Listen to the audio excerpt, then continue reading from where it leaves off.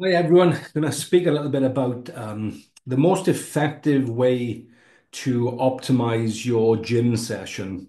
Most people generally do train with the intensity of a pussycat lifting weights, and I don't even say that sarcastically. I very rarely see anyone in a gym today, no matter what part of the world I am, training with any intensity or any purpose. So there are a couple of fundamental factors that I would recommend you have in place from my 40 years of experience of training people. And once they're in place, you can start adding on a few other things. But let's just focus on these five things first for your gym session to be a lot more productive. So it's a bit like a little jigsaw puzzle. There are parts of the jigsaw that are missing, like nutrition, supplementation, lifestyle, rest and recovery, because I just want us to focus on like having the correct mindset, first of all, when we arrive at the gym. I see so many people just wandering in, then usually going onto the treadmill or some bike, yeah, massive headphones on, then doing a couple of taxes between even the warm up, and then going on to a plethora of usually machines which don't have a lot of stimulation and growth, especially when you train with the intensity of a hamster taking a shit, which is what most people do. And so I kind of think one of the most important things you need, and they sort of go hand in hand, is just having this incredible mindset. Because for you to actually achieve results from your training, and it doesn't matter which way you cut the cake, the intensity needs to be pretty severe. And if you haven't got a clear goal on what you're trying to achieve, you will just drift aimlessly through the session and from session to session and from month to month, year to year. And you will still look the same after 12 months of training.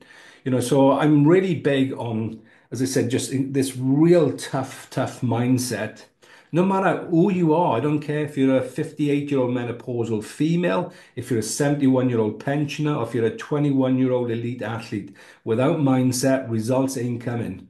Okay, so you've got to create that right mindset. Then, as I said, you have to have a clear goal. What is the goal?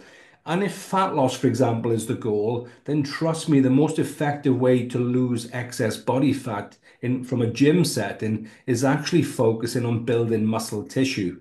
Muscle tissue is much more metabolically active than fat tissue.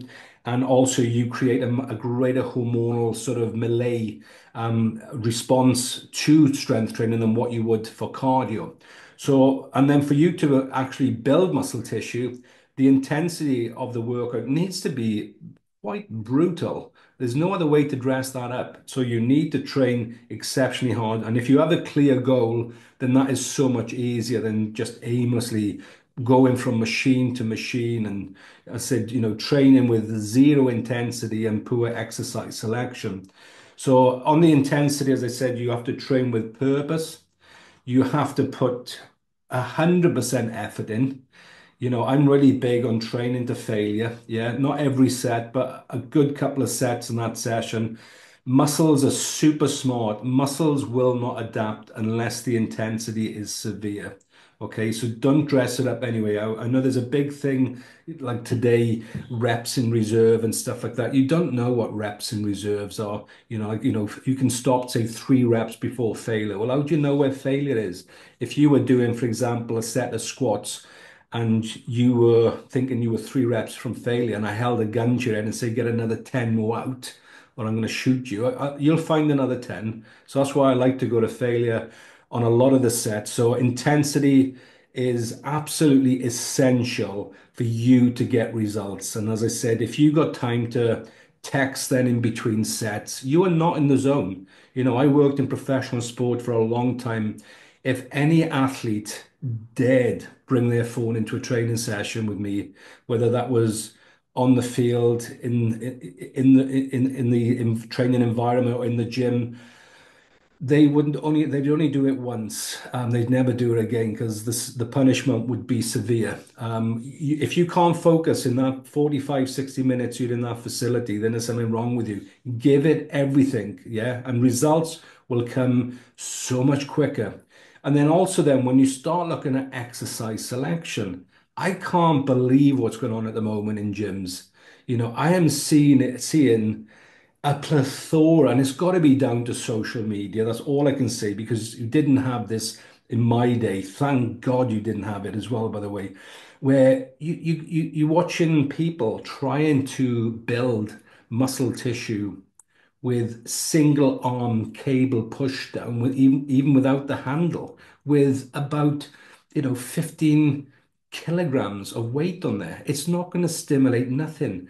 I'm really big on doing like get the fundamentals in place. Do press ups instead of tricep push downs for a bit, do weighted dips, do the heavy stuff, do heavy bench press, build, instead of like single arm tricep extension. If I see one more person doing that, I think my head's going to explode, and I can't even believe they don't even put the handle on as well. It's just that little carabiner, whatever it's called. Just crazy stuff, and then you're seeing, again, people with no legs doing leg extension. I don't mean literally no legs, just skinny legs. Doing leg extension, leg curls, who've never been in a squat rack. You've got to get the basics right. That's why the bodybuilders in the 70s and the 80s and 90s were so much, their physiques was so much better. They built on fundamentals. I see people doing like single arm cable lat pull downs who can't even do one pull up. Focus on the basics, get the basics. There's certain lifts that, that I tell my 18-year-old son to focus on, and it's not in any particular order. It's all the powerlifting moves, the squat and the deadlift, the bench press, power cleans, dips, and pull-ups. And there's loads of variations of them. But if you get big on, and strong on those movements, you tend to start building muscle. This is why gymnasts, for example, have got such phenomenal physiques. Just all the body weight exercises that they do. And then, as I said, we can add then some of the power lifts. I mean, I love the Olympic lifting as well. So stick to the fundamentals before you start doing the isolation work. And I'm not poo-pooing the isolation work. That absolutely has its place. There's no doubt about it. But at least build a frame that you can start doing those type of exercises.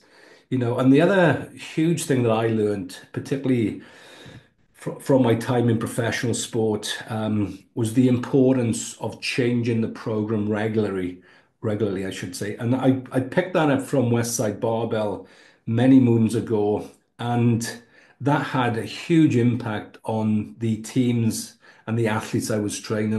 When I say I saw incredible results, I am not underestimated. So if you don't know what the conjugated approach is, first of all, in the same week you train max effort, which is one rep where you're just trying to really challenge your strength.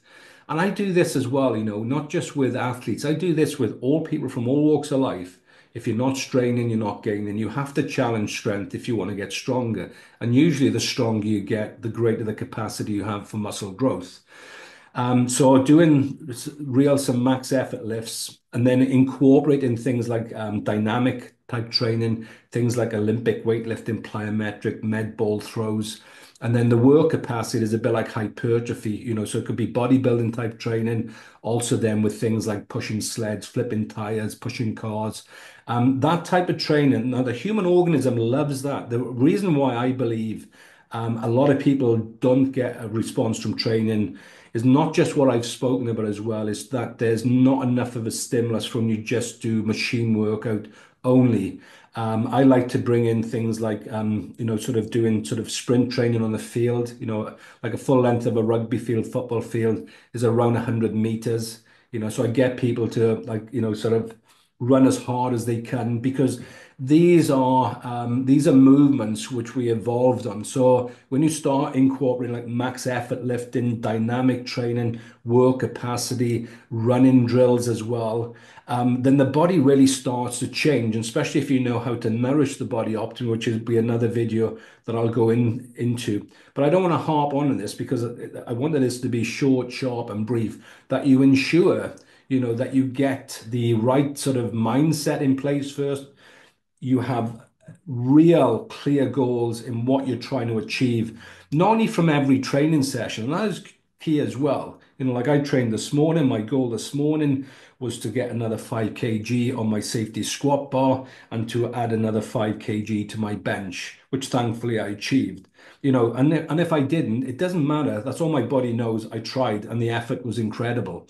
It's a bit like if you get into a fight, it doesn't matter the size of the person who beat you up. It's you got beaten up, and that's all the body will respond to. But if you haven't got that clear goal, not only in the session, but what you're trying to achieve over a period of time, you will just meander. Okay, nothing really will come of that. Yeah. And then also then, as I said, going in there, knowing even when you drive into the gym, that you're going to put yourself through a lot of discomfort. Yeah, just start getting the mindset in place. Know, almost like visualize the training program that you're going to do that day in your head and knowing the effort that you're going to go through that session. It was something that Dorian Yates always did. And that's why he was such an immense athlete. And also many athletes that I work with would do very similar things as well.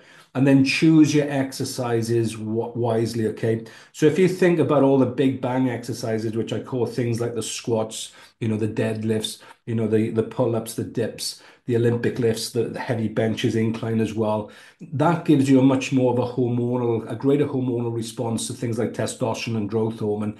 And then after that, put in the isolation exercises. But I'm really big on picking a big bang exercise like squats. So I did 10 sets of safety squat bars this morning, and then I moved onto my bench.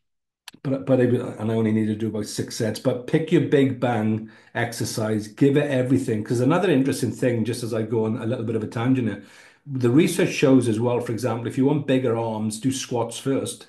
Yeah, so get a number of squats in, and the reason for that really is when you squat heavy, yeah, and you get a number of sets, and you release a lot of growth hormone and testosterone. They'll take up receptor cell space, and then it has been shown that you can increase also arm size after leg work. So that's why. So there's also a bit of smartness in it as well. But just to finish off, so don't try to cut corners. Have a clear goal. If you're taking that time and effort to go to the gym, put some effort into it. Have a precise goal, as I've just said. Train with train with purpose. I was always about that with every athlete I train with. There has to be a purpose in the session, and then change that program regularly as well. It's one thing I didn't really talk about. That was one of the biggest things, as I said, I learned from Westside Barbell 22 years ago. The program literally, the more advanced the trainee is, the more often the program change. That's on a weekly basis. If it's a beginner, you could probably say every 3 or 4 weeks. If it's an intermediate, every 2 or 3 weeks.